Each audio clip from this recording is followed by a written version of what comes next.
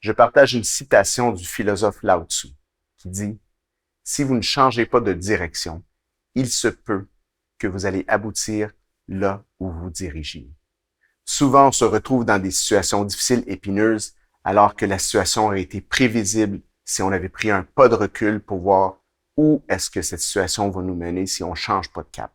Et si on n'a pas cette prise de conscience d'avoir une perspective long terme de où on se dirige, c'est malheureusement là qu'on se retrouve à se réveiller un jour dans une situation, dans une vie qu'on n'a pas choisie et des situations qu'on n'a pas vu venir. Mais il y a toujours eu des signes avant-coureurs qu'on a ignorés. Alors, étape 2, où sommes-nous? Comment est-ce qu'on est arrivé de là? Prenez le temps de faire un inventaire courageux de où vous êtes en ce moment dans votre parcours. Et par un inventaire courageux, ça veut dire prendre l'inventaire de tous les coûts liés à la problématique. Les coûts émotionnels, les coûts relationnels, les coûts sur votre santé, l'impact que cette situation est en train d'avoir sur vous, sur vos proches et sur votre entourage. Rappelons-nous qu'un problème est un problème quand ça cause des problèmes. Alors maintenant, c'est le temps de vraiment faire l'inventaire. C'est quoi les problèmes qui sont générés par le problème auquel je fais face.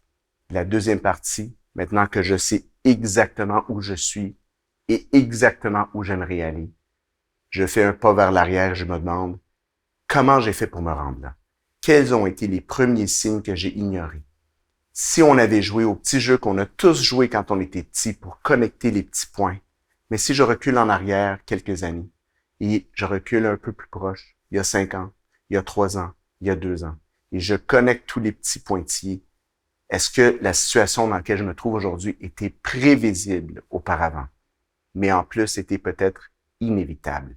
Et c'est là qu'on se trouve dans des crises qu'on aurait dû voir venir, mais on a manqué tous les signaux avant-coureurs et pouf, on se réveille un jour où finalement la crise est inévitable et il faut qu'on adresse comment on a fait pour se rendre là et de changer de cap pour être sûr de ne pas continuer. Alors prenez le temps maintenant pour compléter la section de l'étape numéro 2.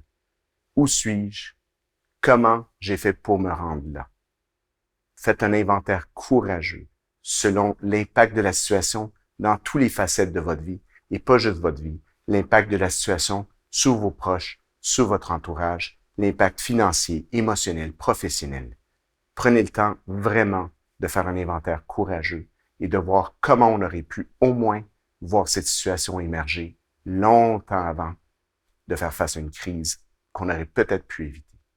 C'est douloureux, mais ça fait partie de l'apprentissage pour dire, au moins la prochaine fois, je vais essayer d'avoir une perspective plus long terme et éviter les crises avant qu'elles se manifestent.